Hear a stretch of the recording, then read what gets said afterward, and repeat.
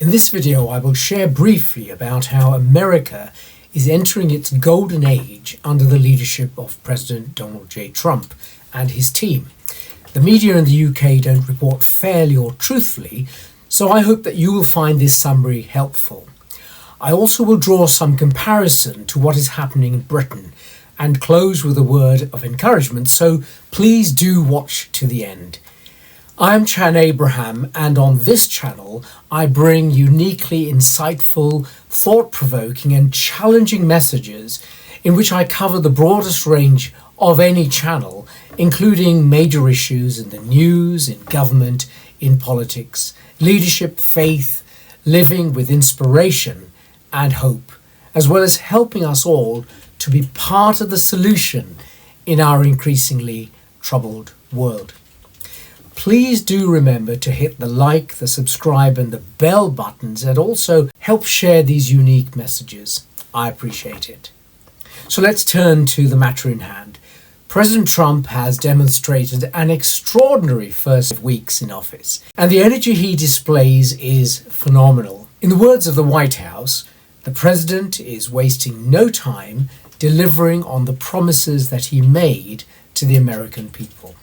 He signed more executive orders on his first day in office than any other president in history. Within the first 100 hours, President Trump has taken hundreds of executive actions. This is where he signs an order that he is authorized to do. It doesn't have to go through their equivalent of our parliament to secure the border, deport illegal criminal immigrants, unleash prosperity, lower costs, increase government transparency, and reinstitute merit-based hiring in the federal government.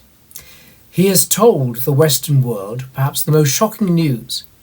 Humanity comprises two sexes, two genders, male and female.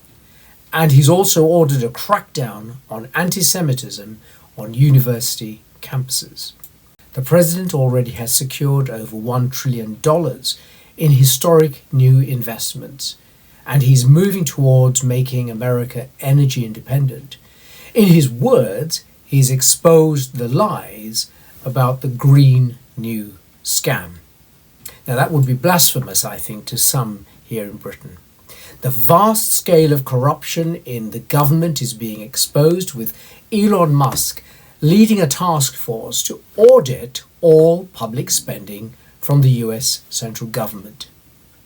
What is coming out is that eye-watering sums of taxpayers' money have been sent not to help starving children, but to promote an ideological agenda that is built on cultural Marxism and identity politics. It's also been reported that vast sums were sent to Guatemala to fund child trafficking from that country.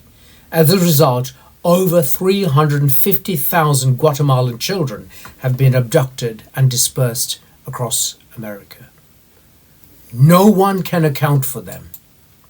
Other concerns are that USAID, that's United States of America International Development, has been funding news and media outlets worldwide, meaning that the Democrats in the US have been able to control the news that's been transmitted globally. The BBC also has been receiving money from USAID. Remember Project Fear that they ran during 2020 and enabled the government to put us under house arrest? In the Senate, which is like our House of Lords but different for all sorts of reasons, and one of those is that the members are elected by the people, very serious questions are being asked about the vast sums of money that are being wasted and the debt that Biden and his administration have racked up. All of this is a burden on ordinary people. Imagine $1.2 trillion on the Green New Scam. In Britain, huge amounts of money also are being wasted on bogus policies relating to the weather and the mad dash to net zero, with no one in Parliament standing for the people and no opportunity being given to examine alternative viewpoints. Censorship is the first stage of the move towards totalitarianism, and Britain is leading the way in the Western world. Communism on steroids being expressed by the Starmer government. There's more in America. In the US system, the president's cabinet choices must be approved by a majority of the legislature, the Congress. It's their equivalent of the UK Parliament in two houses. However, the American version of the UK Labour Party, that's the Democrats, are doing everything possible to stall the appointment of three key figures. That's Bobby Kennedy Jr., who's in charge of health, Tulsi Gabbard from Hawaii, who's in charge of national intelligence, and Kash Patel, who would be leading the FBI. Now, commentators believe that the people in opposition, that's mainly the Democrats, but some Republicans, have something serious and dark to hide. President Trump and his administration are committed to transparency and openness in government. That's the very opposite of Biden and Obama, and it is the antithesis of what's taking place in the UK. Think about what happened in July of 2024.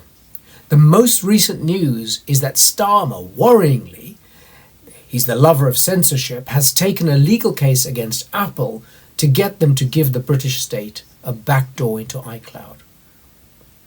Now, why would they want to do that? There truly are security concerns in Britain, but as the security services themselves state, these are mainly from Islamic extremists, not the vast bulk of the British people. The way to deal with the insecurity in Britain is to stop the boats and to identify all illegal immigrants, to hold them securely, and to follow the US pattern of returning them to where they came from. As soon as someone enters the UK illegally, they've broken British law, and the law should be upheld. Huge sums of money are being wasted. Starmer and Co. can send our money abroad for all sorts of things that are not in any way related to us, but they can't look after our own people. This is wrong. When we consider the extraordinary strides that President Trump is making, we may well be wishing that he and his team were over here in Britain. Well, they're not. And it's up to us to pull together, to wake others up, do all we can to do that, and to be part of the vital process of changing Britain for good. We can do this. Britain can be saved.